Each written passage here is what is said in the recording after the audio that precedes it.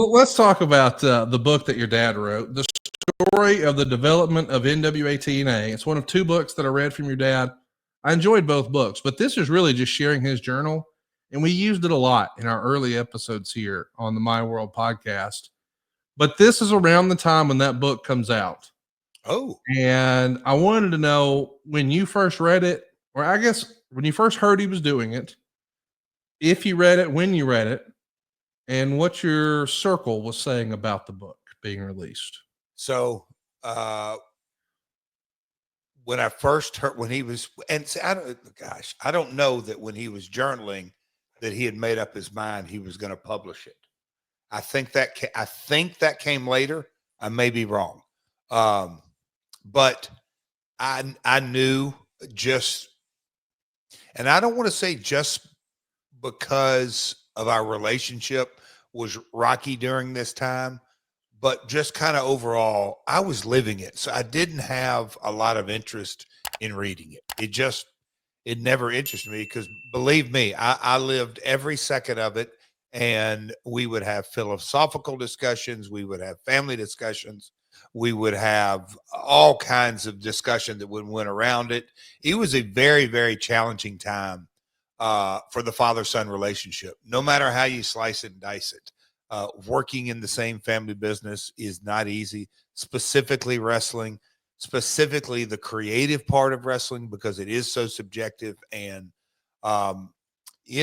thank God I had that experience because, one of the biggest takeaways, and even during this time, just because it worked in the past, it doesn't mean it's going to work today. But on the very flip side of that, the fundamentals of drawing money, I think when I've done my real due diligence and studied from the 60s to the modern day age, the fundamentals really haven't changed, but the avenues and mechanisms to get down to it. But Conrad, no, I didn't read it. And the only comments that I can probably recall would be, I don't think you're going to be happy with some of the stuff in that book. And I don't have anything specifically to point to. And my response would be, that doesn't surprise me.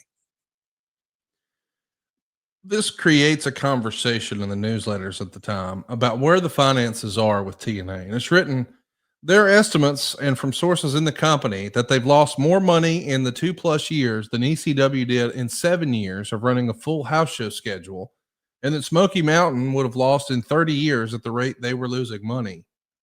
Does that sound right to you? No. And look, there would be times that my old man he just look from, I'd say not long after Panda came on board, he tapped out of really even a desire to be in the day to day. And like when we got Asylum up and running, he didn't even, I'm like, Dad, this is the soup to nuts. Everything we have going on is, I don't say well under 100 grand, but we ain't touching 100 grand every week. He's like, how the hell are you doing this? I'm like, well, if you really got in here and saw the DNA of everything, you would completely understand. And that would be including office rent and everything.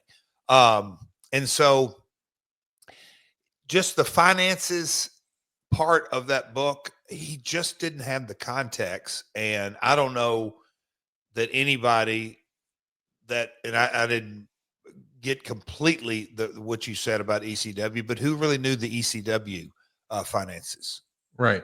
And I'm not disputing it, but who really did know that? And then, the Smoky Mountain numbers, the investment and how they were running things and all that. It's a very, very hypothetical statements to be made. Even to this day, it still happens in every line of work, not just wrestling. Even the financial analysts will say this values this, and because they don't know. They just don't know. Let's talk a little bit about the way the company felt on the way to this 3-hour pay-per-view debut known as Victory Road 2004. The Torch would say, regarding the upcoming pay-per-view, says one wrestler, quote, everybody's hopeful. That's the predominant feeling. Although there's always going to be second guessing, there's no more than usual right now. The boys are concerned with producing and earning a better spot. Do you remember there being some optimism and you could just feel the energy on the way to this 3 hour pay-per-view? It felt like a big deal. I know that when Paul Heyman gave that speech before Barely Legal that we all saw on Beyond the Mat, man, he had those ECW guys ready to run through a wall. It felt like, hey, we've arrived. We're on a pay-per-view. I know you guys have been on a pay-per-view, but now to know, hey, we've started television and now we've got a 3 hour pay-per-view. Did it feel like, hey, this is it? We made it. Do you remember the boys thinking that way?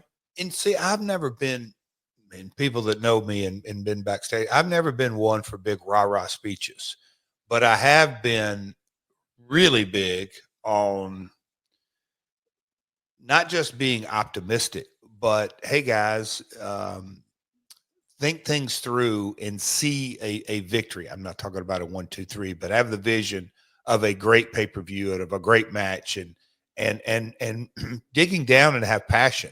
So, I'm not trying to paint this big rosy picture, but if there's one kind of common thread that I believe from talent to office to production and even the fan base, I believe that in spite of the naysayers, if you will, there was a real little engine that could mentality that kept growing and kept growing and kept growing, that started in 2002, in my opinion, kept going till Hulk Hogan got on board. And I don't mean that out of disrespect, but everybody knew that's the day that the game has completely changed.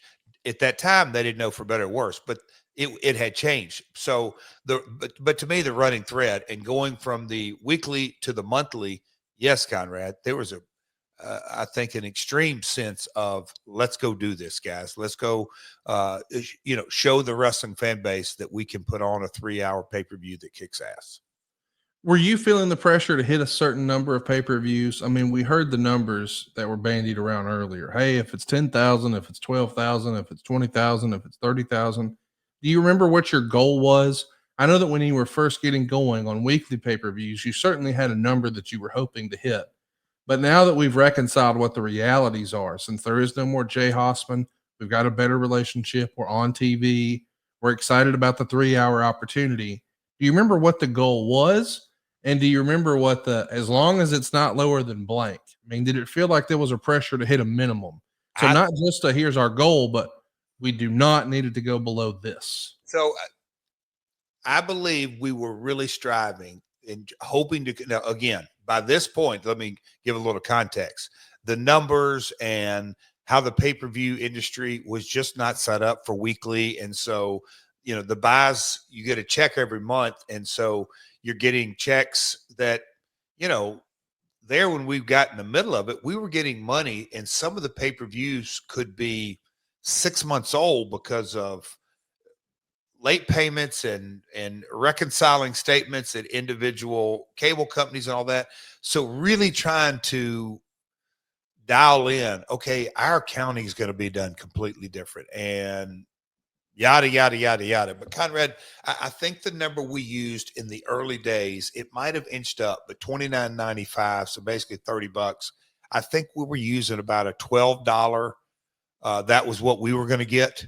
So 60-40, 50-50, and then you got to pay, or 40-40, what was it, 50-40-10 because in demand. Yeah, but anyway, I think we were using around $12 to be a little conservative. And I want to say that we were, because of the studio scenario and kind of looking at what's really gonna fit into the model that Panda had approved. I want to say 15 to 18, Conrad, but do not hold me to that. But I want to say 15 to 18, maybe 20. But at 20,000 buys, you can do the math right there, times 12. What kind of money we would have coming in?